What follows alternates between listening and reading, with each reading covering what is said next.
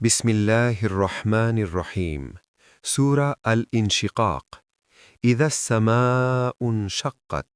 যখন আকাশ ফেটে যাবে ওয়া আজিনাত লিরব্বিহা ওয়া হুক্কাত এবং তার পালনকর্তার আদেশ পালন করবে এবং এটাই তার জন্য সমীচীন ওয়া ইদাল আরদু মুদ্দাত এবং যখন পৃথিবীকে প্রসারিত করা হবে ওয়া আলকাত মা ফিহা ওয়া তাহাল্লাত এবং পৃথিবী তার ভেতরে যা আছে তা বাইরে নিক্ষেপ করবে ও শূন্য হয়ে যাবে ওয়া আজিনাত লিরব্বিহা ওয়া হুক্কাত এবং তার পালনকর্তার আদেশ পালন করবে এবং এটাই তার জন্য সমীচীন ইয়া আইয়ুহাল ইনসানু ইন্নাকা কাদিহুন ইলা রব্বিকা কাদহান ফামুলাকি হে মানুষ তোমাকে তোমার পালনকর্তা পর্যন্ত পৌঁছাতে কঠোর পরিশ্রম করতে হবে অতপর তার সাক্ষাৎ লাভ করবে فأما من أوتي كتابه بيمينه অতপর যাকে তার আমলনামা ডান হাতে দেওয়া হবে শানে নুজুল এই সূরাটি মক্কায় নাজিল হয়েছে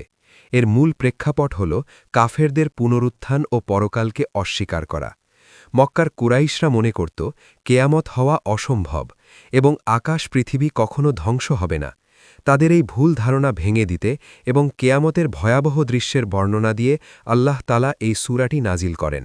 এখানে আকাশ ও পৃথিবীর আনুগত্যের কথা বলে বোঝানো হয়েছে যে মহাবিশ্বের বিশাল সৃষ্টিগুলোও আল্লাহর হুকুম মানতে বাধ্য তাহলে মানুষ কেন অবাধ্য হবে একটি শিক্ষণীয় ঘটনা সহজ হিসাবের প্রার্থনা এই সূরার ৭ ও ৮ নম্বর আয়াতে বলা হয়েছে যাদের আমলনামা ডান হাতে দেওয়া হবে তাদের হিসাব হবে অত্যন্ত সহজ এই আয়াতের ব্যাখ্যায় একটি প্রসিদ্ধ ঘটনা রয়েছে মা আয়েশা রাজিয়াল্লাহু আনহা থেকে বর্ণিত তিনি একবার রাসূলুল্লাহ সাল্লাল্লাহু আলাইহি ওয়াসাল্লামকে নামাজে বলতে শুনলেন হে আল্লাহ আমার হিসাব সহজ করে দিন আল্লাহুম্মা হাসিবনি হিসাবান ইয়াসীরা নামাজ শেষে আয়েশা জিজ্ঞেস করলেন সহজ হিসাব কি